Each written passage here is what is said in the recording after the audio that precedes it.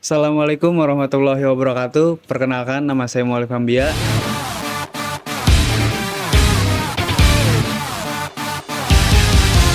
dari kelas 07 SCFP 006.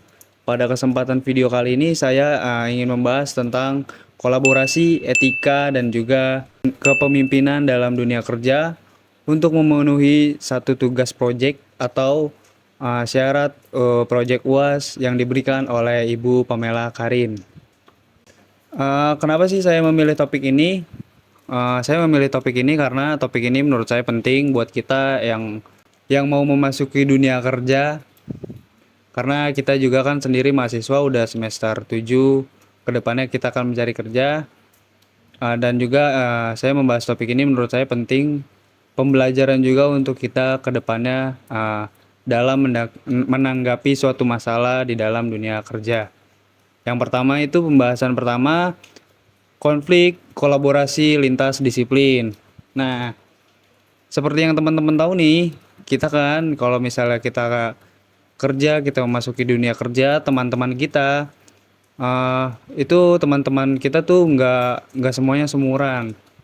Jadi nggak semuanya tentang teman di dunia kerja itu sebaya kayak teman main kita. Nah, beda kalau di dunia kerja itu nanti kita bertemunya sama, bisa jadi kita ketemu yang bapak-bapak atau ibu-ibu atau yang Gen Alpha, kita kan Gen Z, Gen Alpha, ntar kita bisa ketemu baby boomers. Nah, dari lintas generasi ini cara kerja mereka masing-masing ini berbeda teman-teman. Jadi kayak kebiasaan mereka bekerja itu satu sama lain berbeda.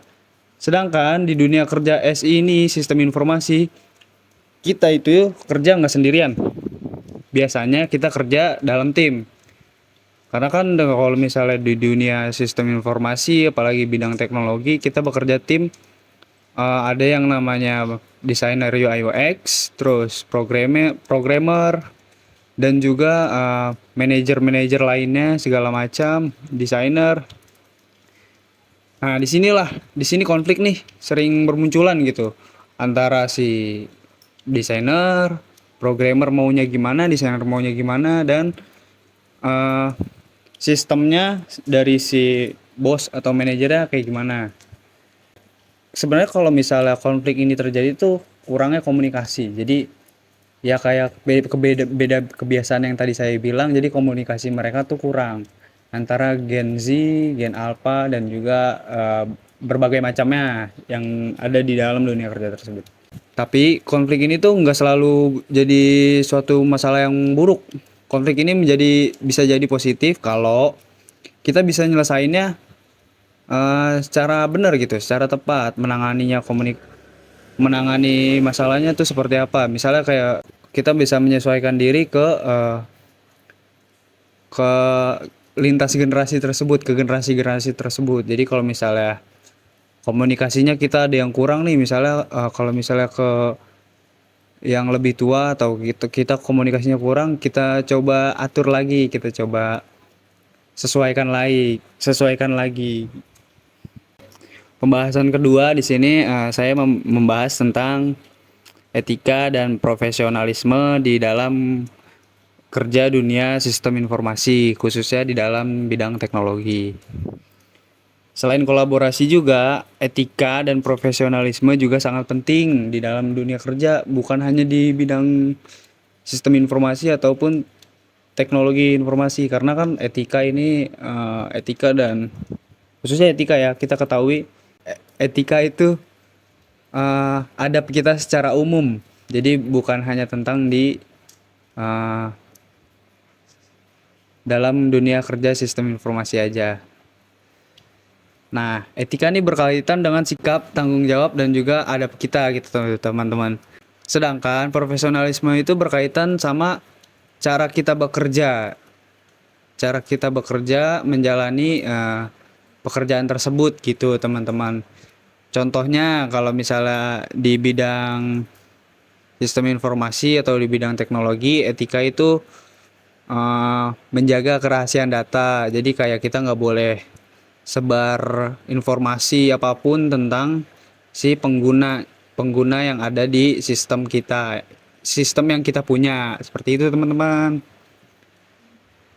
Nah, sebagai seorang teknologi informasi, kita juga sering memiliki akses data penting sehingga nggak boleh disalahgunakan juga sama kita nih, misalnya nanti kita sebagai programmer seperti itu.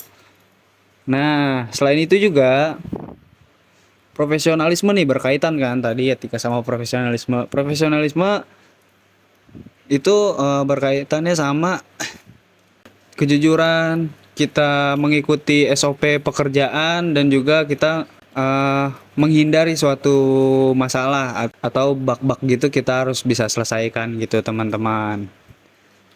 Bukannya justru malah kita kabur dari masalah tersebut atau misalnya kita menyembunyikan masalah tersebut. Misalnya kita menemukan bug. Nah, bugnya ini cuma mau kita tutupin di sistem itu. Bukan kita hilangkan bugnya. Nah, itu salah satu contoh yang nggak profesionalisme, khususnya di bidang sistem informasi gitu, teman-teman ya.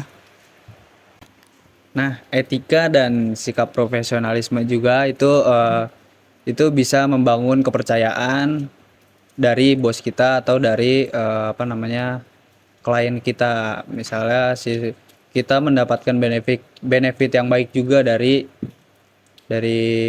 perusahaan, mendapat benefit baik dari klien. Nah, kita sebagai programmer itu mendapat benefit atau perlakuan baik juga dari perusahaan atau dari bos kita. Seperti itu, teman-teman. Oke, kita lanjut ke pembahasan ketiga, yaitu leadership di dalam dunia kerja, khususnya di bidang sistem informasi, yaitu bidang teknologi.